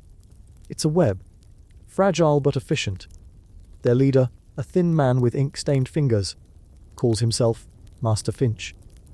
He doesn't steal anymore, he claims. Just coordinates. He shows you a ledger filled with coded marks, mapping who owes what.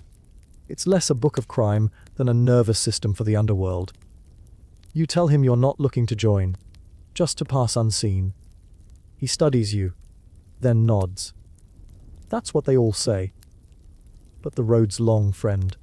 Eventually, everyone needs a roof, even the ones who live in shadows. You stay 3 nights. The red-haired girl, her name's Elora, shows you how to spot false purses and mark distracted merchants. You teach her how to pick a lock, using nothing but a nail and stubbornness. There's laughter too, and for a brief while, the weight of the world lightens. One evening, Finch gathers everyone close. "The bishop's coming," he says quietly. Inspection day. That means clean hands and quiet pockets. Or they'll sweep the streets for sinners. You can tell he's afraid. Not of sin, but exposure. The next morning, church bells toll. Soldiers pour through the gates, searching wagons, overturning barrels.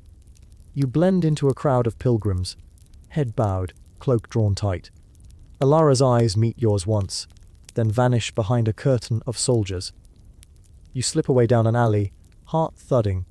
The noise of boots and shouting follows you, echoing off stone walls. A hand grabs your arm. "Finch, this way," he hisses, dragging you through a trapdoor behind a bakery. Beneath, the air is thick and flurry. "You didn't see me," he mutters, pressing a coin into your palm. "Take the west gate after sunset. Tell no one."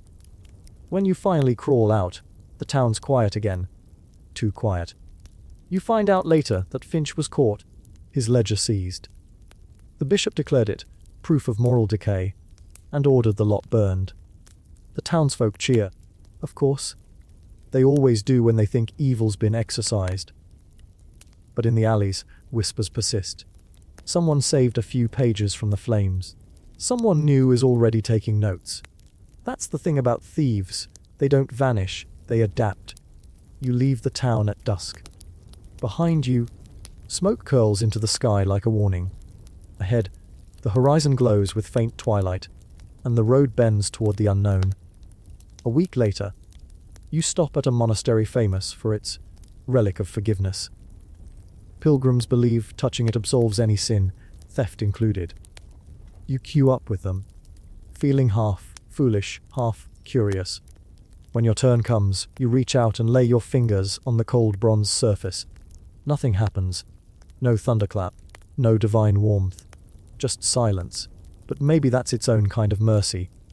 You walk out into the snow, still uncertain whether you've been forgiven or forgotten. That night, you dream of Finch's ledger, each name glowing faintly, then fading. You wake with the image of your own name half erased, half written. There's a saying among thieves: no crime lasts forever, only the story. You start to understand it now. You've become your own ghost story, passed from one whisper to another, a shape moving through centuries of fear and fascination. Historians will later debate whether thieves like you were desperate villains or tragic symbols of poverty. Some will call you rebels against an unjust order. Others will say you were parasites. Both will be wrong and right in equal measure. Because in truth, you were just hungry, and hunger doesn't care about morality. The next morning, a boy on the road offers to share his bread. You take half and give him a coin. He stares at it wide-eyed. "You're no thief," he says. You almost laugh. "Don't be so sure." He grins. "Then you're the nicest thief I've met." You watch him walk away, small footprints trailing in the frost, and realize the strangest thing. For the first time in years, you don't feel hunted. You feel human. And that, perhaps, is the most dangerous feeling of all. The thaw begins slowly, as if the world itself hesitates to trust warmth again. Snow shrinks to slush, rivers crack open like tired bones, and you, still wrapped in rags and shadows, find yourself standing on the edge of another nameless village. Smoke curls from chimneys. The smell of bread rides the wind, and for a fleeting moment you imagine you could just stop. You've been many things. Cut purse, beggar, fugitive, but never still. Stillness feels dangerous, almost indecent. You walk the outskirts, watching people move through ordinary lives. Farmers repairing fences, children chasing a hoop. The mundane miracle of being unremarkable. Then you hear it. The creak of leather, the jingle of bridles. A patrol. You step behind a haystack, peering through straw. 6 men in tabards marked with a black key. The seal of the new King's Wardens. You've heard rumors. A royal task force meant to clean the realm of moral rot. Their captain, a grim-faced man with frost in his beard, addresses the crowd. By royal decree, he calls, no one is to harbour known thieves, vagabonds, or blasphemers. Those who do will hang beside them. The villagers nod, eyes down. Fear is easier than rebellion. You slip away before they finish, heading for the forest. But that night, the crackle of torches in the distance tells you something's changed. The hunt isn't for nameless rogues anymore. It's for you. You hide for 3 days in a hollow tree, eating stolen roots and rainwater. When you finally creep out, the world feels sharper, thinner. It's here, in this cold twilight, that you find her again, Elora. She steps from the shadows, hood drawn low, eyes glinting with disbelief. "Thought you'd gone to ground," she whispers. "Nearly did," you reply. She smiles faintly. "Finch is dead. Hanged 2 months ago. But his ledger survived. Someone copied it before the bishop burned it." You stiffen. And your name's in it. So the chase has shape now. It isn't random. It's administrative. Organized. You sit together by a stream, letting the silence stretch. She tells you there's talk of an amnesty. Thieves who surrender their tools and repent might be spared the rope. Historians still argue whether such royal pardons were real acts of mercy or just clever traps to thin the ranks of the desperate. You laugh softly. "And you think I should trust that?" "I think you're tired," she says. And tired people stop running. That night, as you rest near the embers of a dying fire, her words echo in your mind. Maybe she's right. Maybe exhaustion is its own kind of news. But the next morning, the choice is made for you. The wardens catch up by the riverbank.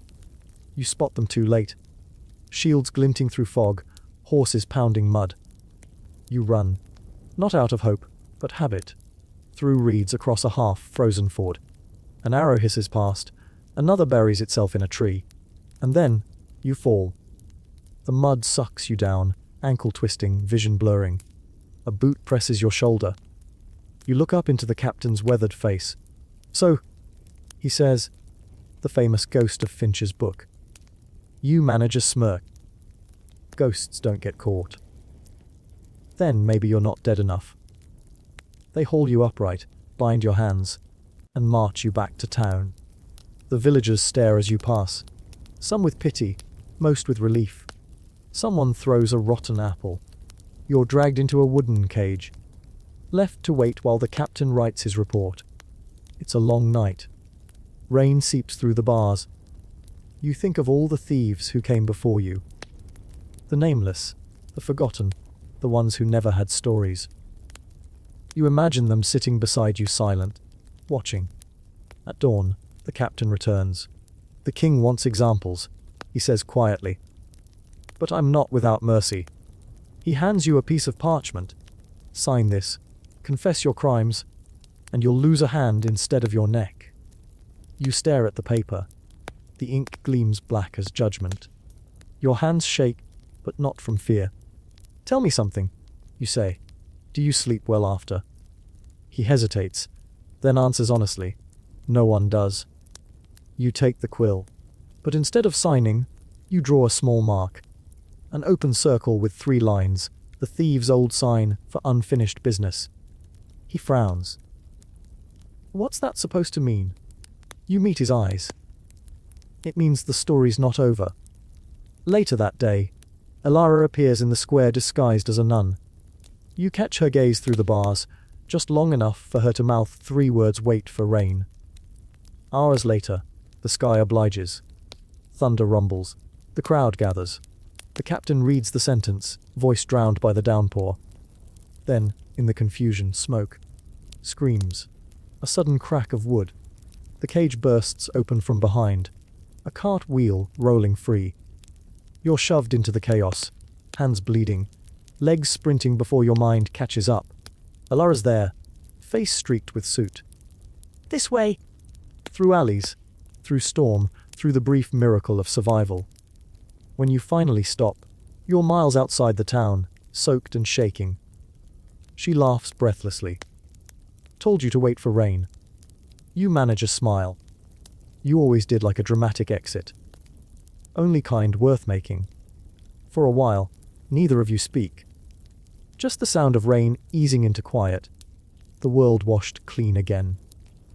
Historians might never know whether that escape really happened, or if it's just another embellishment in the folklore of medieval thieves.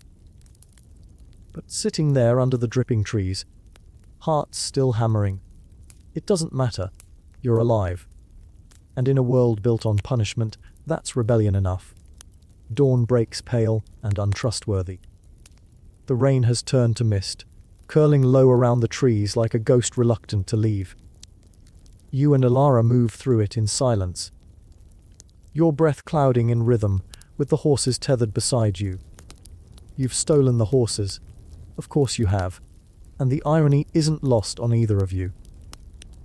After all that talk of redemption and confession, here you are again, taking what isn't yours just to stay alive. The road ahead gleams wet and narrow, cutting through a wilderness that feels older than kingdoms. "You think they'll follow?" Elara asks. You glance up at the washed out valley behind you. They always follow, but rain hides tracks. For a while. She nods, tugging her hood tighter. You both know that.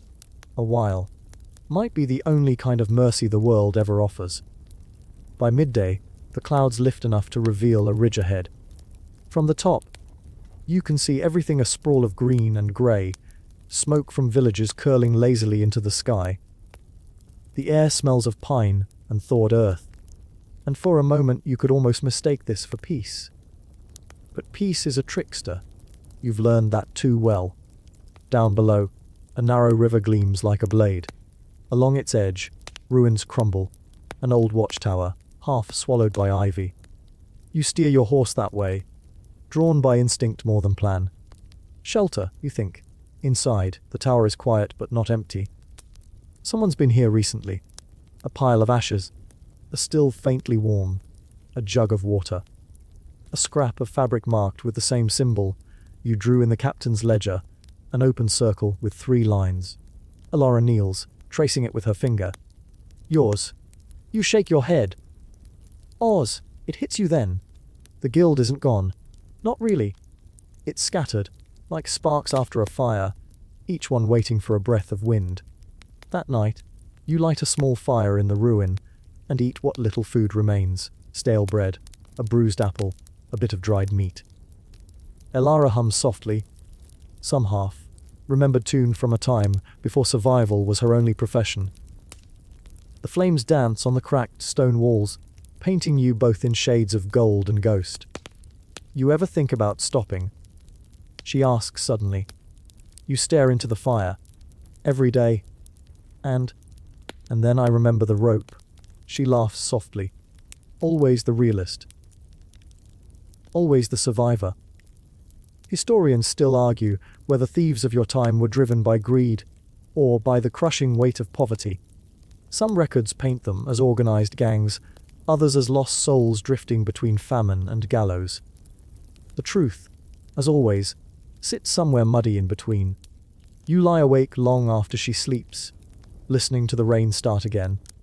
A soft, rhythmic tapping like a heartbeat against the stones. You wonder how many other thieves are out there tonight, huddled under bridges or praying in church doorways, all sharing the same unspoken thought. Maybe tomorrow will be kinder. When dawn comes, you head north. There's talk in the villages of war brewing, lords raising levies, taxes doubling overnight. It's the perfect time to disappear.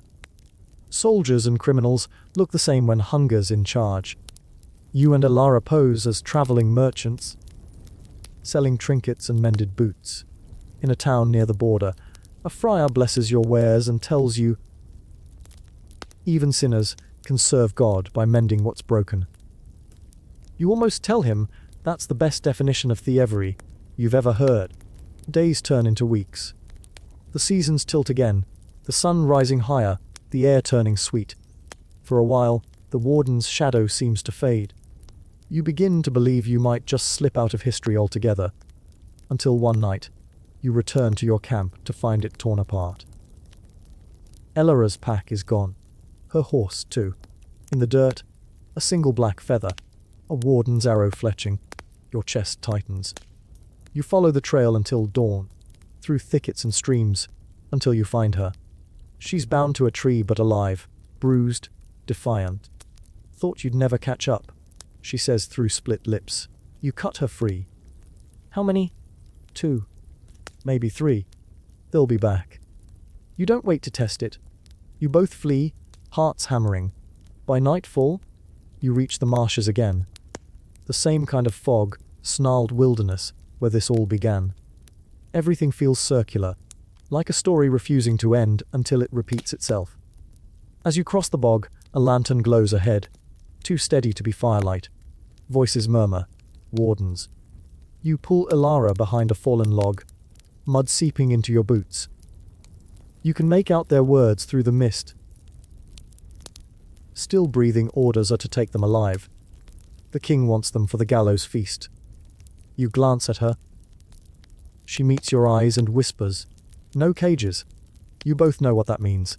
But fate, as always, loves irony. The ground gives way beneath you.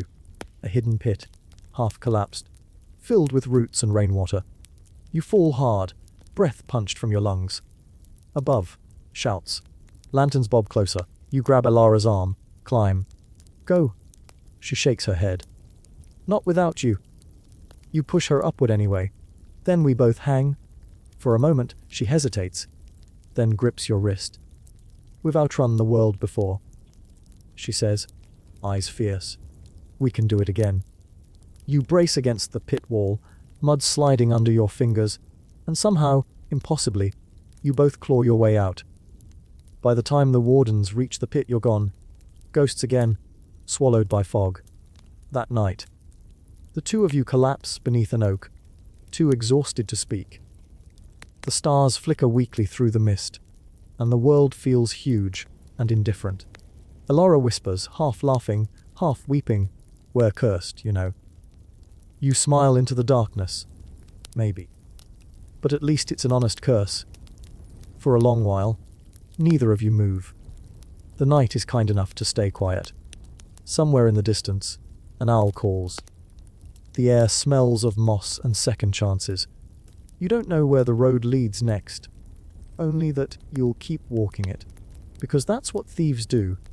They walk through history like smoke, impossible to hold, impossible to erase. And maybe, one day, someone will tell your story by candlelight, half believing, half dreaming. Maybe they already are. The fog thins as morning rises. Soft gold spilling across the marsh, painting the reeds like the world's been forgiven overnight. You and Elara move carefully, your clothes soaked, your steps heavy but steady. Each breath feels like borrowed time, but then, you've lived on borrowed time for years. The road ahead leads toward the borderlands. And no, man's, land between two warring barons where law loses its teeth. It's said thieves can vanish there, start new lives under new names. Or so the stories go. As you walk, the world feels strangely quiet. No bells, no shouts, no hoofbeats. Just birdsong and the occasional creak of your boots. You glance at Elara. She's limping but smiling faintly. The way people smile when pain has become an old friend. "You think we'll make it?" she asks. You shrug. "We've made it this far?" "That's not the same." "No," you say softly. "It's better." By noon, you reach an old bridge spanning a shallow ravine. The wood groans under your weight, every step a test of faith. Halfway across, you pause, glancing down at the river below. It's shallow, but the current's strong. You remember another bridge. Long ago. The one where you first learned to pick pockets. Back when you thought stealing was a skill, not a sentence. The memory makes you laugh under your breath. Elara looks over. "What?" "Just remembering how simple it all used to be." She snorts. "Simple? You mean stupid. Same thing back then." You keep walking. On the far side of the bridge stands a ruined tollhouse. Inside, a small fire burns, tended by an old man in a grey cloak. He looks up as you enter, his eyes sharp despite the wrinkles. "Travellers?" he asks. "For now," you answer. He gestures to the fire. "Rest, if you like. I take no tolls. Haven't in years." You sit, warming your hands. The air smells faintly of peat smoke and rosemary. The old man studies you. "You've got the look of hunted folk," he says mildly.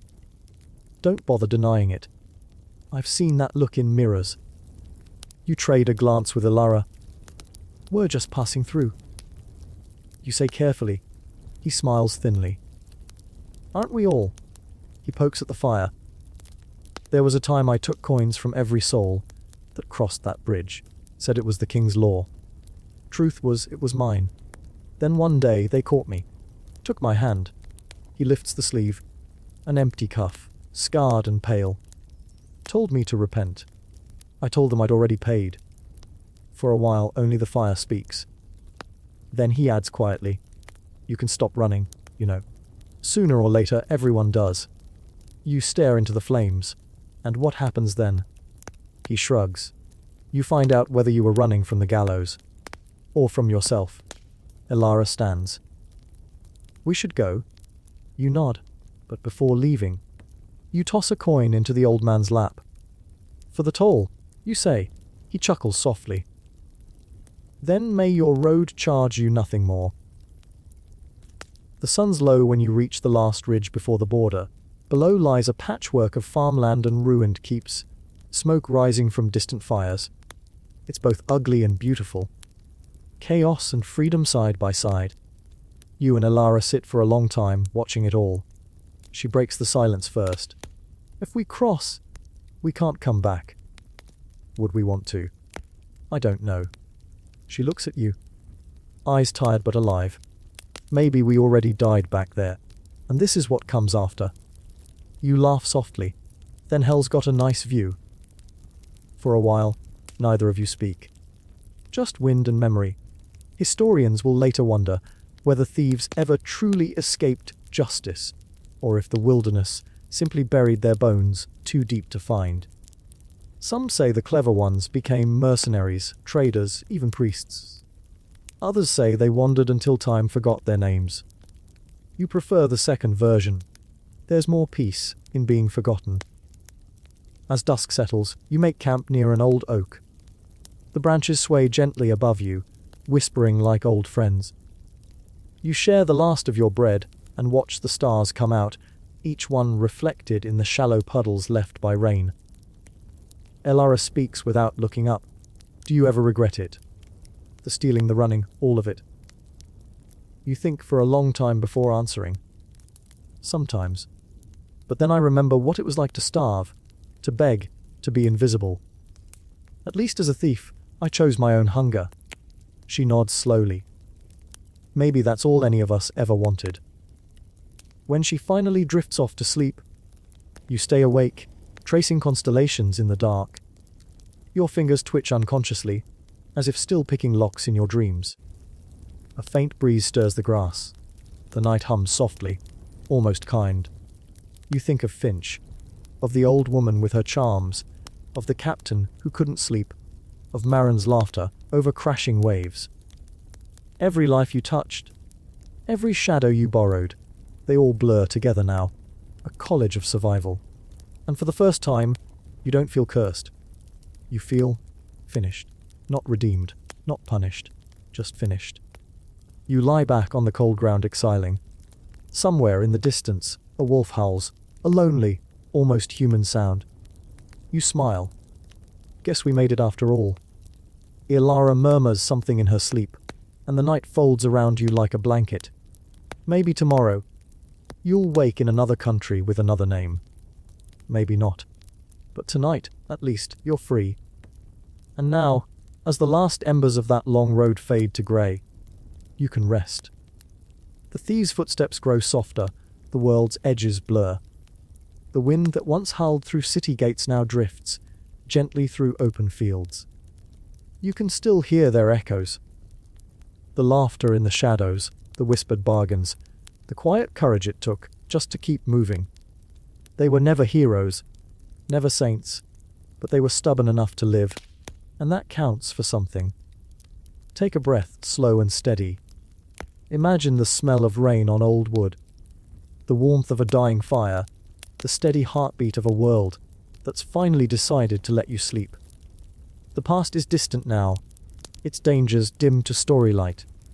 The gallows are gone, the ropes untied, and all that remains are soft silhouettes fading into dawn.